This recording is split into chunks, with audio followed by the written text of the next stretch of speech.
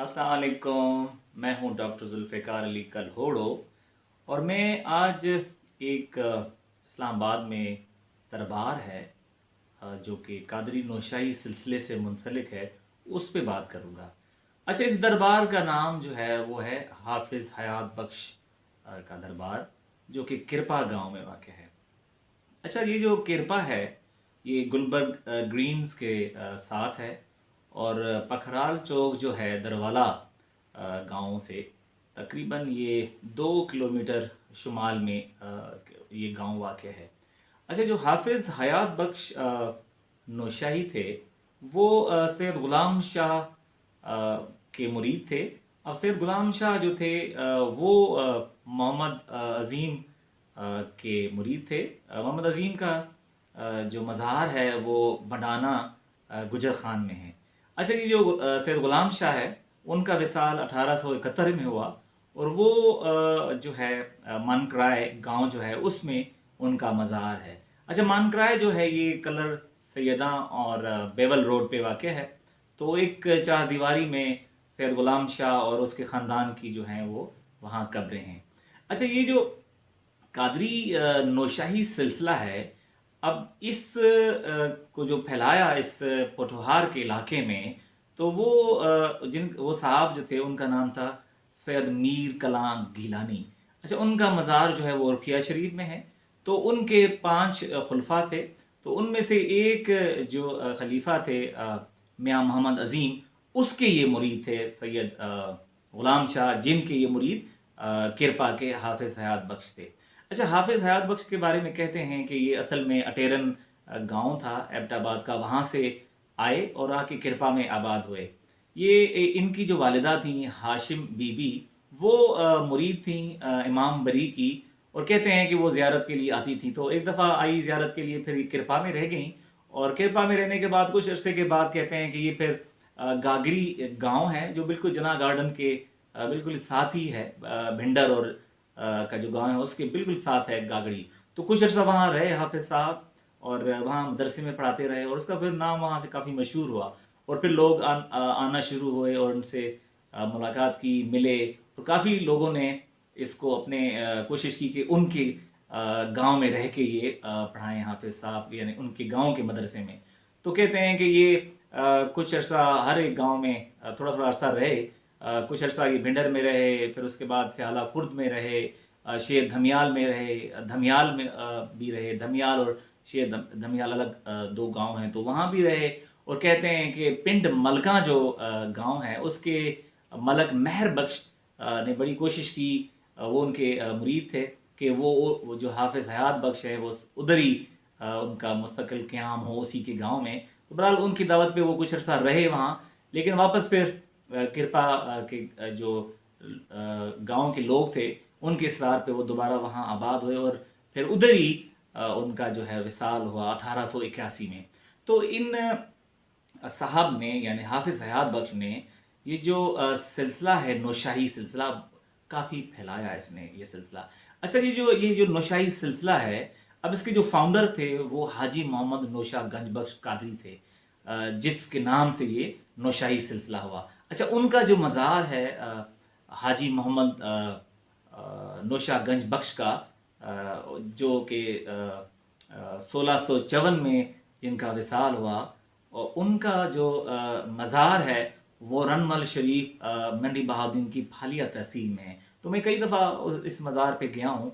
अच्छा, इसके बाद कहते हैं कि इनका जो सिलसिला है वो काफ़ी फैला, काफ़ी इनके खुलफा थे। तो उसमें से एक जो मशहूर खलीफा थे इनके, वो थे हाफिज़ कायम हाफिज़ कायमुद्दीन बरकंदाज, जिनके फिर आगे ये जो मीर कलां गिलानी हैं रुकिया शरीफ वाले, वो खलीफा हुए और वो आके उन्होंने गुजर खान के इलाके में जो है ना ये जो नौशाही सिलसिला है वो फैलाया। अच्छा, उससे फिर अगर पीछे जाएं तो ये हाजी मोहम्मद नौशा गंज बख्श कादरी किसके खलीफा थे, तो ये सखी शाह सुलेमान नूरी जो हैं वो उसके खलीफा थे। यानी ये जो इनके मुर्शिद जो थे सखी शाह सुलेमान नूरी, इनसे 50 साल पहले उनका विसाल हुआ, यानी 1600 4 میں، اور وہ خود جو تھے سکی شاہ سلیمان نوری، وہ شاہ معروف خوشابی کے خلیفہ تھے. تو یہ بڑی لمبی سٹوری ہے. کسی دن میں ان نوشا پاک پہ، نوشا پاک بھی پیار سے کہتے ہیں جو ان کے جو فالوورز ہیں، تو یہ ان پہ میں الگ سے ایک ویلاگ بناؤں گا، تو پھر ان کے جو خلفاء ہیں ان پہ ڈسکس کروں گا. جہاں جہاں میں گیا ہوں ان کے جو مزارات میں نے دیکھے ہیں تو ان پہ میں بات کروں گا. تو آج ہی صرف میری کوشش ہے کہ جو حافظ حیات بخش ہیں یہ کرپا کے، تو ان کے جو خلفاء ہیں یا ان کی جو تعلیمات تھیں تھوڑی بہت ان پہ میں بات کرنا چاہتا ہوں. تو حافظ حیات بخش کا جو وصال ہے وہ 1881 میں ہوا. تو ان کے 4 مشہور خلفاء تھے اور جو مریدوں کی کافی تعداد تھی، لیکن اس میں جو مشہور تھے ان کے 2 مرید تھے. تو ان کے میں آپ کے ساتھ نام شیئر کرتا ہوں کہ کون سے خلفاء تھے اور کہاں ان کے جو دربار ہیں یا ان کے مزارات ہیں. اچھا، ایک جو خلیفہ تھے ان کا نام تھا قاضی الہی بخش قریشی. اچھا، ان کو حافظ صاحب نے کہا کہ یہ جا کے چکوال میں جو نوشائی سلسلہ ہے اس کی پرچار کرے. تو اپنے مرشد کے کہنے پہ یہ بھگوال گاؤں گئے اور وہاں انہوں نے قیام کیا، اور وہاں ہی ان کی جب ڈیتھ ہوئی تو ادھر ہی ان کو دفن کیا، اسی بھگوال گاؤں میں. تو بعد میں پھر یہ 1800 جو ہے 96 میں ان کا وصال ہوا. تو اس کے بعد اس کی بیٹی جو ہے بڑی بیٹی مائی بھاگ بری، وہ جو ہے گدی نشین بنی. تو مائی بھاگ بری کے وصال کے بعد اس کی جو چھوٹی بیٹی تھی قاضی الہی بخش قریشی صاحب کی مائی نور بھری، وہ گدی نشین بنی. اچھا، جب حافظ صاحب کا ایک اور جو مشہور خلیفہ تھے وہ تھے سید قاسم علی شاہ بخاری.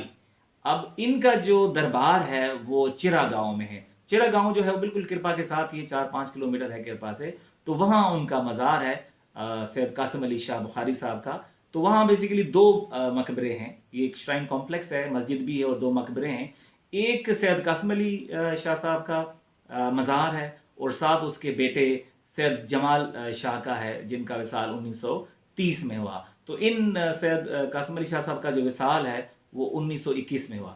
اچھا، ان کے علاوہ جو تیسرا خلیفہ تھے حافظ حیات بخش صاحب کے، وہ تھے سید گل حسن شاہ بخاری جن کا مزار پنڈ دائیاں میں ہے. اچھا، پنڈ دائیاں جو ہے وہ یونین کاؤنسل دروالا میں ہے اور جنا گارڈن کے یہ قریبی ہے یہ گاؤں. تو اس میں ان کا مزار ہے. تو ان کے بارے میں کہتے ہیں کہ اس نے بھی کافی نوشائی سلسلہ جو ہے وہ پھیلایا اس علاقے میں، اور ان کا وصال جو ہے وہ 1895 میں ہوا اور ازری پنڈ دائیاں میں ہی ان کو دفن کیا گیا اور ایک چھوٹا سا مقبرہ بنا ہوا ہے اس کے اس پہ قبر پہ. اچھا، چوتھے جو ان کے خلیفہ تھے وہ سید گوہر علی شاہ تھے. اچھا، سید گوہر علی شاہ جو ہے ان کا جو مزار ہے یعنی قبر جو ہے اس کی، وہ سید پہلوان شاہ کاظمی کا دربار ہے. اگر آپ جائیں دروالا سے بھمبر ترار تو راستے میں یہ ان کا مزار آتا ہے سید پہلوان شاہ کاظمی کا. تو اس کے بالکل ساتھ ہی قبرستان ہے، اس کے دیوار کے ساتھ ہی ان کا سید گوہر علی شاہ صاحب کا. تو وہاں ان کی قبر ہے. تو اس قبر پہ جو انسکرپشن ہے یا کتبہ ہے اس پہ لکھا ہوا ہے کہ سید گوہر علی شاہ کا جو وصال ہے وہ 1924 میں ہوا ہے. اچھا، ان کے علاوہ ان 4 خلفاء کے علاوہ 2 ان کے مرید تھے بڑے مشہور. ایک جو تھے سائیں اکو. اب اس سائیں اکو المعروف کالا فقیر. اب یہ ان کے بارے میں کہتے تھے سائیں کہ یہ جو سائیں اکو تھے بہت پیارے تھے اور ان کے پاس یہ آتے جاتے رہتے تھے حافظ صاحب. تو ان کا جو مزار ہے وہ ڈھوک نجف ہے. اب یہ او پی ایف جو ہاؤسنگ اسکیم ہے اس میں ایک چھوٹی سی ڈھیری ہے، اس پہ ان کا مزار ہے اور ساتھ اس کے بیٹے جس کے نام پہ یہ ڈھوک نجف کہلاتا ہے وہ جو گاؤں ہے وہ ان کی قبر ہے. تو اس پہ لکھا ہوا ہے کہ شاید غالباً 1964 میں ان کا وصال اور اس کے بیٹے جو نجف تھے. اچھا، ان کے علاوہ ایک اور ان کے مرید تھے وہ تھے سائیں بک. اب سائیں بک جو ہے وہ دھنیال جو قوم ہے اس سے تعلق تھا ان کا، اور یہ ان کے مرید تھے حافظ حیات بخش نوشائی صاحب کے. اور ان کا مزار جو ہے وہ کنگوٹا سیداں جو ہے وہ بھنڈر کے ساتھ ہے، اور یہ بھی جناح گارڈن جو ہاؤسنگ اسکیم ہے اس سے راستہ جاتا ہے کنگوٹا سیداں کو. تو وہاں ان کا مزار ہے. اور کہتے ہیں کہ جو ان سے میں ملا ان کے جو یعنی کہ پیچھے جو خاندان ہے فیملی ممبر سے ملا تو وہاں پتہ لگا کہ ان سعید بک کا جو ہے 1929 میں وصال ہوا ہے۔ اچھا یہ تو ان کے خلفاء اور مرید تھے۔ اچھا جب یہ حافظ صاحب کا وصال ہوا تو اس کے بعد اس کی جو بیٹی ہے سید نور، وہ گدی نشین بنی۔ تو کہتے ہیں کہ اس نے اپنے والد صاحب کا مقبرہ بنایا اور اس کی جو اس کے سلسلے کو جو ہے نا جیسے خلفاء پھیلاتے رہے، اور ساتھ ساتھ اس نے بہت اہم کردار ادا کیا اس نوشاہی سلسلے کو اس اسلام آباد اور راول پنڈی کے مختلف علاقوں میں اپنی جو ہے نا جو ان کے مرید تھے یا خلیفہ تھے حافظ حیات بخش، ان کے پاس جاتی رہیں اور یہ سلسلہ کافی پھیلایا انہوں نے، سید نور نے۔ اچھا سید نور کے کہتے ہیں وصال کے بعد یعنی 1936 میں جب ان کا وصال ہوا تو پھر جو گدی نشین بنے اس دربار کے وہ صاحبزادہ سلطان محمد بنے۔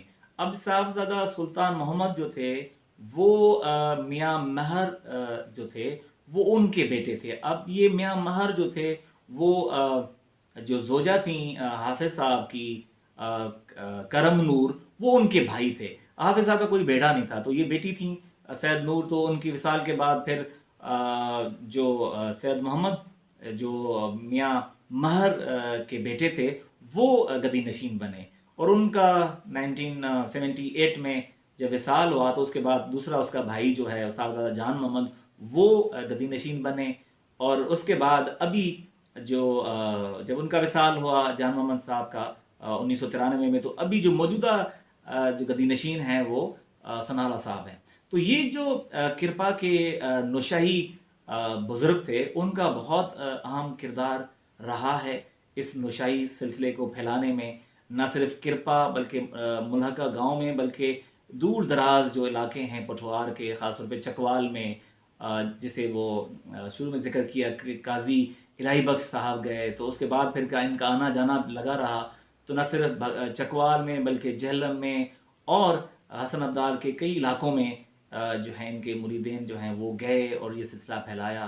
تو یہ چھوٹی سی اسٹوری آج میں نے آپ کے ساتھ شیئر کی کرپا گاؤں کے جو حافظ حیات بخش نوشاہی ہیں ان کے بارے میں، اور میری کوشش ہوگی کہ یہ میں کتاب لکھ رہا ہوں نوشاہی سلسلہ جو ہے یہ اسلام آباد میں اور راول پنڈی میں ان پہ، تو یہ میں نے فیلڈ وزٹس کیے ہیں، ہر ایک دربار میں میں خود گیا ہوں، تو ان سے انٹرویوز کیے ہیں میں نے ان لوگوں سے، ان کے بارے میں یہ جو میں معلومات آپ سے شیئر کر رہا ہوں یہ بیسڈ ہے میرے اپنی یعنی کہ فیلڈ وزٹس پہ، یہ پرائمری انفارمیشن ہے جو میں آپ کے ساتھ شیئر کر رہا ہوں۔ تو میری کوشش ہوگی کہ ایک اور ویلاگ میں آپ کے ساتھ ایک جو بڑی مشہور خاتون تھیں اس نوشاہی سلسلے کی، ان کا نام تھا مائی نواب صاحب، اس پہ میں ایک ویلاگ بناؤں۔ اب یہ مائی نواب صاحب کیوں کہتے تھے؟ ان کے جو مرشد تھے اس نے ان کو یہ نام دیا تھا کہ آپ جو ہے نا اور خاتون نہیں ہیں بلکہ مرد ہیں، تو اس لیے مرد کے حساب سے اس کو صاحبہ نہیں کہا، اس کو مائی نواب صاحب کہا۔ تو اس پہ یہ سلسلہ کیسے اس نے پھیلایا، اور اس کا بہت زیادہ یہ سلسلہ تھا اور بہت زیادہ فالوورز تھے اس کے مائی نواب صاحب کے، اور اس کا بیسیکلی جو دربار ہے وہ پیر گراٹا گاؤں ہے کلر سیدہ میں وہاں ہے، اور شاہ باغ سے راستہ جاتا ہے۔